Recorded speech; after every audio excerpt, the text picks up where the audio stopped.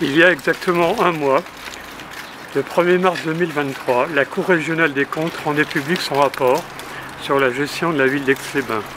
En 12 recommandations plutôt sévères et en substance, les magistrats observent notamment une organisation défaillante, sans pilotage, avec des relations humaines difficiles. Cette organisation instable est une source de mauvaise gestion. L'incapacité à gérer de grands projets, tels que la rénovation des anciens thermes. La Cour constate une absence de gestion du projet en interne, source de risques juridiques, financiers et techniques, sans qu'il se soit vraiment passé grand-chose sur ce projet, confié aujourd'hui au privé. Il a déjà coûté 3 millions d'euros à la ville. Aucune stratégie ni projet stable sur l'implantation d'une future médiathèque dans les thermes Pellegrini, rachetés en 2020, de même pour la réhabilitation de ces bâtiments. Le manque de rigueur dans les passations de marché, quelquefois sans appel d'offres, favorisant les mêmes sociétés, des avantages indus et des risques d'atteinte à la probité. Les systèmes informatiques et systèmes de vidéoprotection défaillants. Et surtout, une situation financière difficile, interdisant de facto tout nouvel emprunt.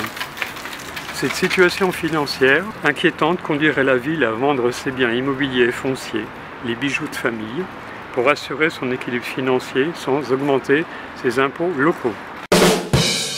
Devant cet état de fait, après réflexion et conforté par les questions liées à l'urbanisation à outrance évoquées en réunion de quartier, le maire décide, avec les élus de la majorité municipale, un changement stratégique dans la gestion de la ville. Il se donne 6 mois de réflexion. Les grands projets sont stoppés, le patrimoine immobilier et foncier de la ville sera préservé.